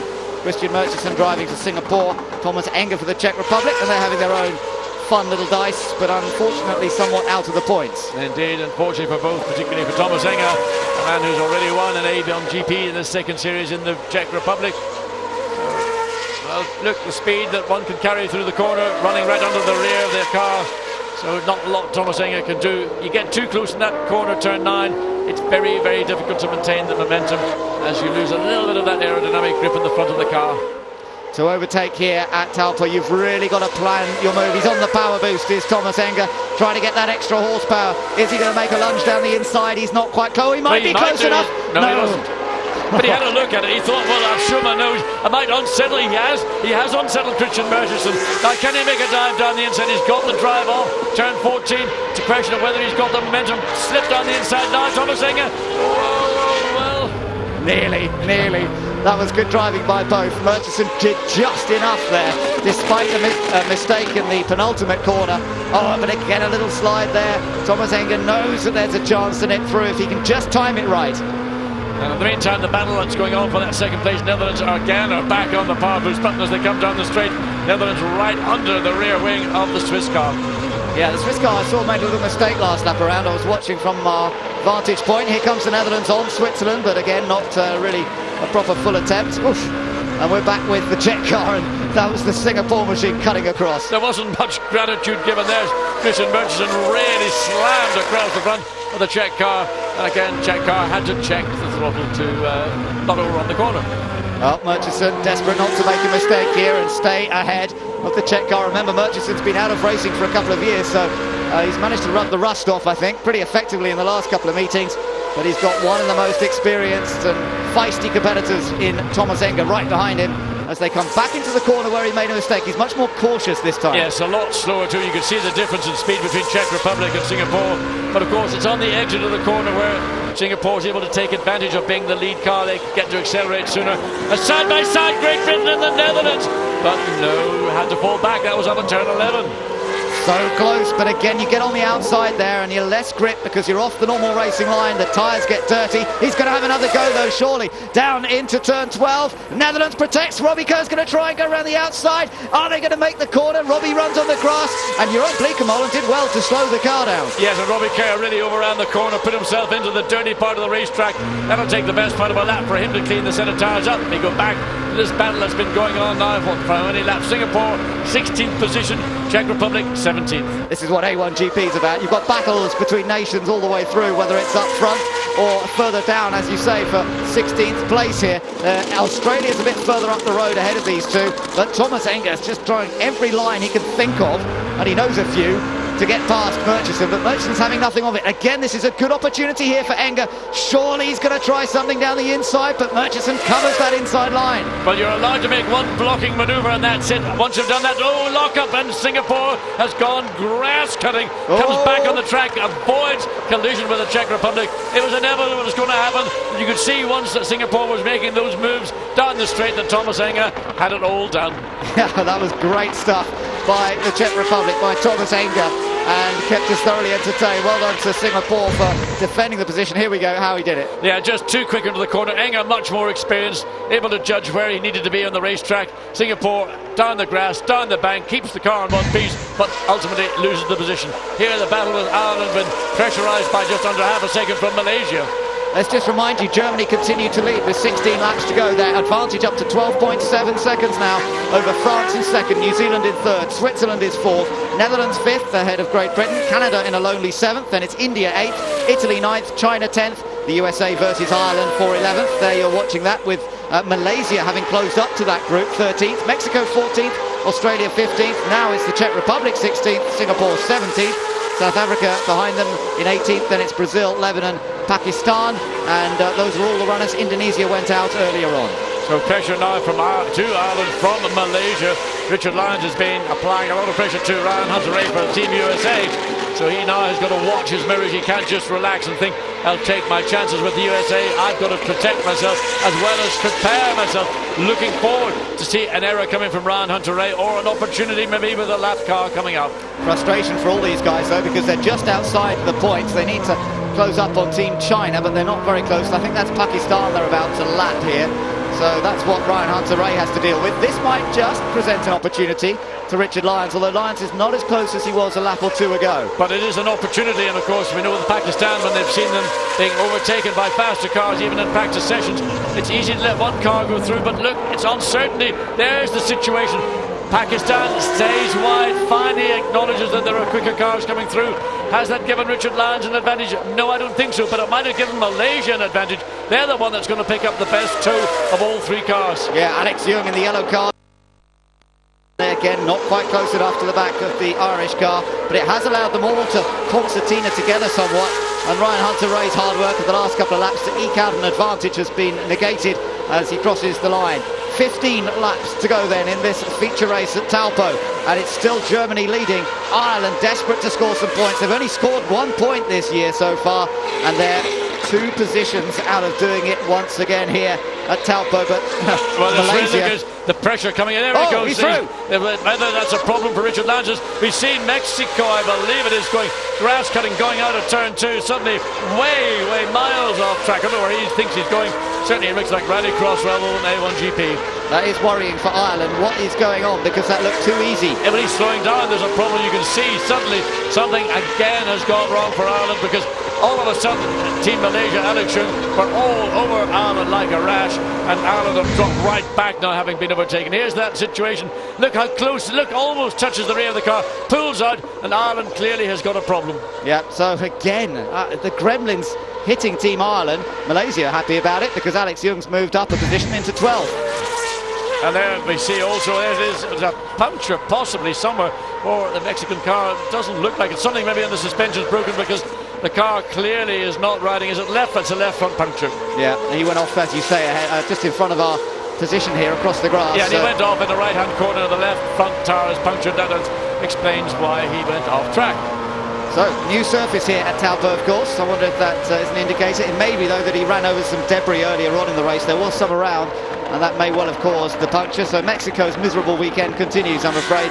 And the team that was third coming into this event, they were fifth after the sprint race. They're going to drop even further down the points after this New Zealand event. Switzerland's on the power boost. They're trying to defend that position there. You see Swiss with 4 to go, defending that position. 4th place from Netherlands in 5th. Still the queue up behind them. Switzerland, Netherlands, then Great Britain, all being led by France, running in 2nd position. New Zealand in 3rd. And you sort of sense that Robbie Kerr and Team GBR is getting that second wind. He seems to be quite keen. He's had enough of looking at the back of the orange car. He wants to look at the back of the Swiss white and grey and red car, because that will see a lot more points for Robbie Kerr. Indeed. Behind these guys, it's still Canada 7th, India in 8th, but Italy closing a little bit now on India. There's still quite a big gap. Mexico makes it into the pit lane. Look at that left front tyre. And big flat spot, maybe that's what develops. Well, it looks like it. I mean, I don't know whether he's flat spotted it right through the canvas. We did see that occur in an event earlier in the year where somebody went right through the tyre and produced a hole, well, about the size of a 50p pence. Car comes off. It's grass caught in the brake ducts. They might want us to take a little bit of time and just clear that grass away, because it doesn't get effect block that brake duct. Funny that Ireland had that problem earlier, by the way. There's the hole. Yeah, you can see again it's got a hole. But whether that was the cause or whether that happened on the slow down lap because he was braking and it was locking up, I don't know. But just to say that Ireland's still running. They lost that place. And they're running even quicker than they were. So something went wrong for Richard Lyons at that part of racetrack. There was nothing explainable to us that we could see, but he's now running it back at a pace, and but he's under pressure, or applying pressure. But 1.5 seconds behind Malaysia, who've just recorded their single race fastest lap. Netherlands just moving off the normal line, but no attempt to overtake that time on Switzerland. These guys still running very close together for second place. France in second, New Zealand, there's our race leader. Singapore going quite slowly there, whether it's just to let the leader through or whether he's got a problem. No, he seems to be back up to speed, so I think he was just allowing Hulkenberg through. Germany with a 14-second advantage. And you know, John, we've seen this guy so impressive in wet conditions, in particular in both Malaysia and Indonesia. But looking at him today in the dry conditions as well, he's just as supreme. Well, he is real quality, true blue. I mean, the guy is outstanding, and he's had a few errors in earlier races, but he's got experience from the last 5 events, and he's now in a position to capitalise, and he's just dictated the pace both of the sprint race, and he's doing so here in the feature race, comfortably able to pull out that 15-second advantage and then just consolidate. He doesn't need to run any faster than the cars behind him. In fact, his last lap was a 16.2, but that was because he was overtaking a lap car. While the battle going on with France, New Zealand, Switzerland, Netherlands and Team GBR still continues as furiously as it's been since virtually the opening laps of the event. Still 11 laps to go, so something over some 22 miles or so around this Taupo track, and that's all they've got left in which to try and make the move that's going to move them up the order. Still France holding on to second. Can Loic Duval on his debut for Team France really pull this off and keep them all behind him for the remainder? Tell you what, he's just opened up another couple of car lengths through the infield section there over New Zealand. We're on board with Team Netherlands, tucked in behind Sebastian Buemi. Another good run this from Sebastian Buemi, the Swiss driver, only 18 years old, a rival of Nico Hulkenberg's in Germany in recent years, and showing certainly no ill effects from not being in the car for a couple of events. He's only a slight young man, but he's obviously got the strength and the power. Well, he's another young talent coming through the junior formulas of motorsport in Europe, and clearly capable of stepping up to driving a much more powerful motor car, but a totally different car that isn't a big downforce car. It's a car that is a very physical car to drive, but it's a car everybody has got the same equipment. It's a matter of how you engineer it to your own advantage. So the big screen showing the pictures to the fans here in New Zealand, and it's an enticing race, an intriguing race, but France doing... Robbie Kerr slowing down is a problem. Would you believe it? Great Britain in trouble, and Canada goes past, and suddenly there is a change, but it's not a change for overtaking. He's got a problem. Well, we can't quite see whether it's something that is obvious on the car, i.e. a tyre or a suspension. It may well be something that is... we've seen gearbox problems, we've seen drive shaft problems. We don't know. We'll have to wait and see whether Robbie Kerr does make it back to the pits, or whether he can consolidate and stay out and finish. But he's pulling off. Would you believe it? It's all gone wrong for Great Britain after another hard-charging race for Robbie Kerr, and it's not going to earn any points. And the nation that was second coming into this event to Team Germany now drops well down the order, and it means a boost for Canada. They're up to 6th. India will be up to 7th. Italy up to 8th. China will now be 9th, and that means that the final points position is now belonging to the United States, but they've got Malaysia and Ireland close behind. Let's go down to Simon, who's in the pits. And I've just spoken with the guys at Team GBR, obviously very disappointed. Not 100% certain. They think it's one of two things, either a brake problem or a gearbox problem. Can't quite work out from the radio communication. Either way, very bad luck for Robbie Kerr. That really is a shame. Look at France now having to lap Pakistan, but New Zealand's not quite close enough to take advantage. France definitely losing a bit of time here. Well, they've got Pakistan, they've got to find a way past that car and Pakistan slowing down. France giving New Zealand a chance. Pakistan now pulls over to the left. 1 goes through, 2 goes through, 3 and 4 get through. So Pakistan once again becoming a factor in this race, not in terms of out-and-out performance, but mixing and matching the battle that's going on for second place. Looking down from the helicopter, and you can see that advantage that France had built up over a couple of laps has certainly disappeared again. New Zealand within firing distance, but we've lost Great Britain from the back of the line. It means that Canada now in 6th place and India up to 7th, so those guys will certainly be rubbing their hands. They'll pick up the points however they come. We're back on board with New Zealand. Again, the French car looks better at this stage in the race than the New Zealand car, and there seems to be a turning of the tables. Yes, it was a switch. We thought in the earlier part of this race that New Zealand clearly had an advantage, that maybe Loic Duval for France had overused his car on that fresh set of tyres when they made the mandatory pit stop. Now it appears to have gone back the other way. So as we come into the closing laps, 8 laps to go of this 50 lap or 70-minute race, and look at the Netherlands once again piling the pressure on this young Swiss drivers. Sebastian Buemi comes down pit straight, pulls out, just as put his car into the mirrors to distract him, to try and settle the young Swiss driver. So far that tactic fails to have worked. Yeah, Buemi's kept his cool so far. He's had a lot of help this weekend from Marcel Fassler, a very experienced driver, who actually drove in the rookie session. He's only a rookie because he hasn't done much in A1GP, but he's a very experienced driver, been helping Buemi a lot, and Sebastian's driving superbly well here. Hasn't done anything wrong at all so far. The team helped him move up too with that superb pit stop when it came around. So Buemi for Switzerland in 4th, the Netherlands in 5th place, Canada in 6th, India 7th, Italy 8th, China 9th, USA in 10th, ahead of Malaysia, Ireland, Australia and the Czech Republic. Brazil's up to 15th, ahead of Singapore, South Africa and Lebanon. They've all moved up courtesy of Great Britain's demise. Well, Sebastian Buemi was a little bit wide coming through turn 9. It's inches like that that are going to give us the opportunity to see the Netherlands once again put the pressure on the Swiss car. It only takes minute driving errors, whether it comes through fatigue or just simply because the car is going away from you. But Netherlands again closes down at the end of the straight into turn 12, then the slow turn 13, then position yourself to come on to pit straight turn 14. That Dutch car does look very strong. It has done all weekend. And you just wonder if there isn't going to be a chance for him at some stage. A little bit of a lock-up further ahead from the South African car. They're coming up to lap Singapore and South Africa, who are involved in a bit of a dice of their own. Yeah, and this is going to once again give the opportunity to everybody behind France, New Zealand, Switzerland and the Netherlands to take advantage. Those two cars, Singapore and South Africa, are having their own little battle that's going on for 16th position.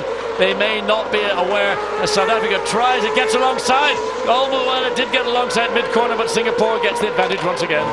Yeah, so that's a good race going on up ahead of these guys, and they're going to come up and lap them in a short distance. A bit of dust being thrown up ahead again. They've got to keep their eyes open. The dust makes the track pretty slippery. And they're up towards turn 11. So there, Singapore and South Africa, first two cars into shot, about to be lapped, and look how close New Zealand is again to the back of the French car. Well, New Zealand's only got 2 power boosts left. France has got now 4 because they're on the power boost. New Zealand currently isn't, so France is defending. We're going to see New Zealand choosing not to use the 2 remaining shots that they've got. So can New Zealand do something in the closing laps here as they come up to lap some of the other cars, Singapore and South Africa, who are not slow by any means. It's not going to be easy to lap them, but of course they will be given the blue flags once this group comes up here. New Zealand again having a little think about it up the inside. Well, that was an opportunity Johnny Reid was trying to manufacture for himself. It wasn't sufficiently close to the France car to put it down the inside and make it stick, but it's indicative of where New Zealand are. They clearly don't want to finish third. They want that second place, they want the points, and they want the honour of standing one step higher than third place. South Africa moving out of the way. Let's get some more news from the pits. Simon Hill. Ben, just spoken to the guys at Team Ireland. They couldn't quite work out what Richard Lyons was saying on the radio because there was a lot of interference. Finally, they've understood it's an engine-related problem causing a misfire. Thanks very much, Simon. So poor Team Ireland do have a problem, but he is staying out there. He's still in 12th position. Now, South Africa did a good job of getting out of the way there, and they really haven't disturbed the battle amongst the leaders. So France still has the edge here in second, ahead of New Zealand. Remember, the race still being led by Germany by a large margin. Some 17 seconds Germany has the edge by, and it's Singapore who will be lapped next. And South Africa, look how much time they've lost by letting that lead group come through.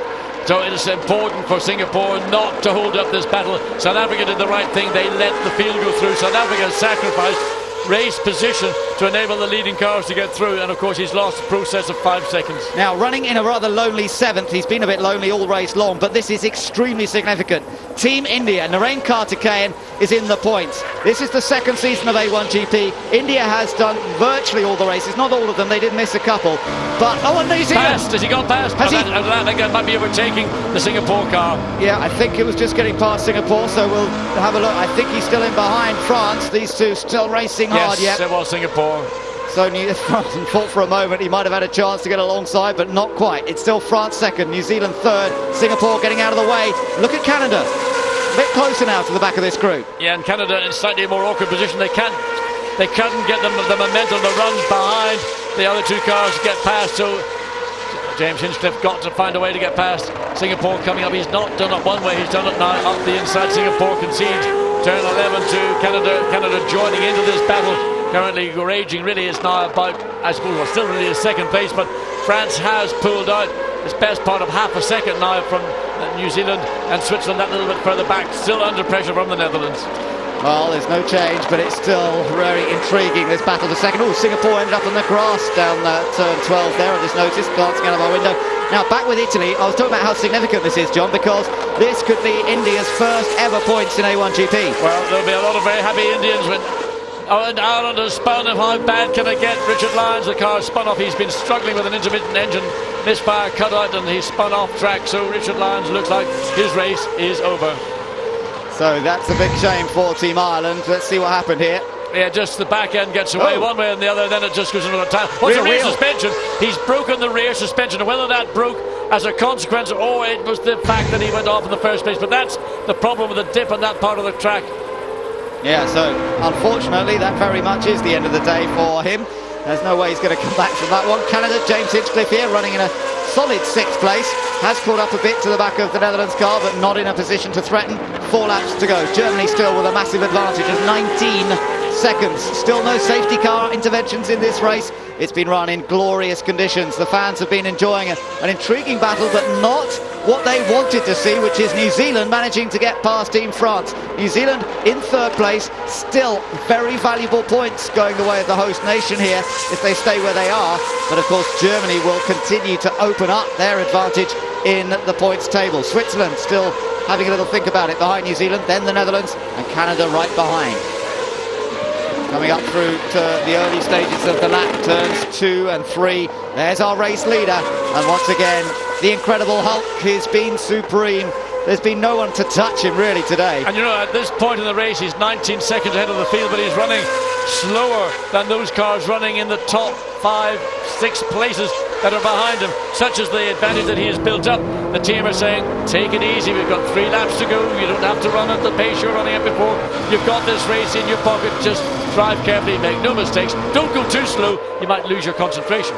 Johnny Reid for New Zealand, I don't think he's going to have the chance now to take that 2nd place from France unless something big happens, unless there's a real incident in the latter stages of this race. You have to say Loic Duval has been a star performer as well this weekend. His first ever A1 Grand Prix event. And okay, he might not have won the race, but he's going to finish this race in 2nd, as he did the sprint race, if he stays where he is. Tough conditions, it's warm out there, these cars are physically tough, and he's made no mistakes despite huge pressure from host nation New Zealand. Well, this group of cars, they've all driven outstanding races, virtually never a mistake from any of the 5 cars. And once again, Sebastian Buemi focusing forward to the back of the New Zealand car, bearing in mind he's still got that pressure coming from behind from the Netherlands, but everything now remains pretty much status quo. 2 laps to go, and unless there's a gift horse offered up, I don't see very much prospect of any one of these 5 cars making a serious attempt to overtake. No, I think you're right. Behind them it's still in Canada 6th, India 7th. Italy's a bit closer to the back of India over the last couple of laps. It just closed up a little bit, but again they're not really tight enough to the back of the Indian car, I think, to take the position. Watching the comparisons on the throttle here between Switzerland and the Netherlands through the various sections of this track as we come up towards that long looping left-hander that leads on to the half-mile straight. But here's a very lonely man at the moment. He's got the Lebanese car to pass. Alex Khatib, who's made his debut this weekend for Lebanon, he's running in 17th place. And Alex Khatib sensibly moves way off the racing line to let the race leader go through. Nico Hulkenberg for the last time on a racing lap, goes up through turns 2, 3, then switches back through 4 and accelerates up to 5. This is the corner where Richard Lyons got it wrong and the suspension failure led to his retirement. So Germany en route for the double win here at the Taupo Motorsport Park, the first A1GP event in New Zealand. There's that battle I was talking about, India. Got to watch out a little bit for Italy behind, but I don't think Italy's close enough to do anything on this final lap. Narain Karthikeyan will score India's first ever points in A1GP, and that is definitely a moment to record. But it's all about this guy, Nico Hulkenberg. He's just got to get safely past the Pakistan car. I think he's going to take it very gently all the way around turn 11 and make sure that Nur Ali does see Germany in his mirrors, lets him go through, and they've done a good job. So pulls across in front of the Pakistan car, comes down to turn 12 for the last time. What a stunning drive, 19.8 seconds the last time they went across start-finish line. For Nico Hulkenberg, it's been the double kiss here in New Zealand today. Team Germany comes through to record their 4th win of the season, the first time they've achieved a double on the same day. The sprint and the feature race victories go to Team Germany, to Nico Hulkenberg. What a battle for second it's been throughout the race, but France is going to hold on for one of their best results of the season. They had that second place earlier on, and now a second place if you like. New Zealand has to settle for 3rd. Switzerland in an excellent 4th, 5th place to the Netherlands, 6th place to Canada. All those cars together as they cross the line. India is going to take its first points in A1GP. Narain Karthikeyan keeps it all together despite some pressure from Italy at the end. He finishes in 7th. And in many ways that's the biggest result here in New Zealand of the day, that India have scored their first points in A1GP. I can tell you nothing will be better for the ratings than next time you go to Eastern Creek there will be a massive Indian interest in A1GP. China also in the points once again, John, so the Asian nations and certainly getting up there in the race itself. Ho Pin Tung getting into 9th place, and USA with new driver getting into the points as well. So Ryan Hunter-Reay doing a good job getting the final point ahead of Malaysia, the Czech Republic, and then Australia, Brazil, Singapore, South Africa, Lebanon and Pakistan. And there again, Johnny Reid celebrating another podium finish. You know, he had a tough task here this weekend. He came off the back of 2 victories. It was always going to be tough to repeat that kind of performance, but what he's done is consolidated New Zealand's position in the championship, and that surely is the most important thing. 2 third places, and they will be on the heels now of France in particular. Of course they did beat them fractionally in this race, but they'll now be ahead of Great Britain. They'll have moved up into 3rd place in the series. Well, I think Johnny Reid could have won this race as Nico Hulkenberg has done. It was all about, in the end of the day, getting your grid position. Those that were on the front row of the grid or pole position, is the case of Nico Hulkenberg, and that gave you the best chance. Hulkenberg used it to full effect, but I have no doubt that had Duval been in that position, or Johnny Reid for New Zealand, they would have probably gone on and achieved the same result as Germany has done here this afternoon. It's been a dream weekend for Nico Hulkenberg, hasn't it? You know, he's a young man, he's enjoying life so much at the moment, he's enjoying his racing. He was out on the jet skis earlier on Lake Taupo this week. It's such a glorious place, and he thoroughly enjoyed himself there. Big grin from ear to ear. First real experience on those machines. And then he put it on pole position. He's taken the win in the sprint race. He's taken the win in the feature race. He got fastest lap in both races, so he gets the extra point as well. So it's the absolute perfect weekend for Nico Hulkenberg. It couldn't have gone any better. And for David Sears' engineering team, who look after that car and the New Zealand car, they'll have some real reasons to celebrate here this evening. Undoes the drinks bottle, gets himself splattered by some fluid as a result, but he doesn't really care. He's got the victory under his belt, the double win for the first time. It's something only a few nations have actually achieved in A1GP over the couple of seasons we've had. France have done it, Malaysia did it earlier on this year, Mexico's also achieved it, but it's only a very select group of nations who have managed to take the 2 wins on the same day. But it's now something that Nico Hulkenberg's managed. Johnny Reid, 3rd place. Okay, some frustration that he couldn't get past Team France, but that was a good fair battle, and it's nice to see them shaking hands at the end of that. Loic Duval, a new star, has been found in A1GP. As we sort of thought after his performances in the rookie sessions earlier on, we knew this guy was going to be fast, and the French team just has so much quality available at its disposal. Last year it was Alexander Premat and Nicolas Lapierre. This year, Lapierre himself and Loic Duval, all of them capable of winning races. Duval hasn't done so as yet, but if he carries on like this, surely it won't be long before he does. But the perfect weekend there for Nico Hülkenberg and for Team Germany. They must be pretty warm out there, I think, and maybe a little bit blistered as well on the hands. It is a heavy, hard steering effort required around this Taupo circuit. You see Johnny looking at his hand. It may well be as though he maybe has picked up a blister or two, and the obligatory weighing taking place for Nico Hülkenberg. Scrutineering takes place, of course, before the drivers are allowed up onto the podium, but then they'll be up there to celebrate, and sure, Nico will be celebrating more than anybody with 2 wins on the same day. That really is a very, very impressive achievement. Pretty good atmosphere between these 3 guys. Nico Hülkenberg and Loic Duval raced against each other in karts. Johnny Reid, another ex-kart racer in this part of the world, in New Zealand and in Australia, before switching to Formula Ford in his home nation. And as I say, it was some 3 years ago that he last raced here, but he's come away with 2 great results. So it's Germany, France and New Zealand our top 3, but an excellent effort from Switzerland to take 4th, the Netherlands in 5th, Canada in 6th, and first points for India in 7th. Italy in 8th place, ahead of China and the United States, and then just outside the points, Malaysia, the Czech Republic, Australia, Brazil, Singapore and South Africa. Lebanon, with Alex Khatib getting home in his first race, in 17th, ahead of Pakistan. Ireland were out of luck again, they finished 19th, 20th for Mexico. Great Britain, more out of luck than most, they ended up out of the race, and in 22nd and last place, an early retirement, Ananda Mikkola. Taupo, New Zealand, providing the stage for round 6 of A1GP. Stunning scenery, stunning race day action to match, culminating in a double race victory for Team Germany, and that man right in the middle on that podium, Nico Hülkenberg. Tony Jardine, I can tell you something about New Zealand culture here. Those trophies have been carved by Kauri timber, representing navigation of the highest order, would you believe? No design brief at all to speak of, but there you go. Based on the Taurapa, apparently, the stern post of a whacker or a war canoe. I can tell you something else as well. The first place trophy there is taller than the second place, and then the third place is even smaller. So it's true. They were on the stern of their whacker boats, their war canoes. They went to war in those canoes. And they're 2 months in the making, would you believe? And they're going to be blessed as well before they leave. Welcome to the Banjia A1GP's hospitality area here in Taupo, and I'm joined by 3, I think, pretty tired guys. They worked extremely hard on a very difficult day. Lots of wind, lots of heat, and 50 tiring laps. Winner here, Nico Hülkenberg. Nico, it can't get much better. Pole position, fastest lap, and 2 wins of the day. No, that's the maximum we can get. So I'm very, very pleased, and big thank you to the team.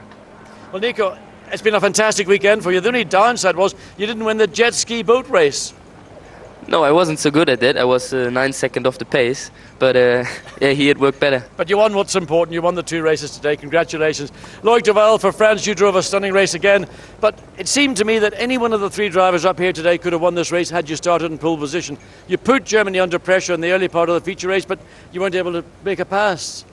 Yeah, I think was the problem this weekend. We were really fast in the 2-3 first laps, and then was much more difficult to drive the but anyway, it was my first race, and the team made a really good job. They did a great pit stop, so at the end it's not so bad weekend.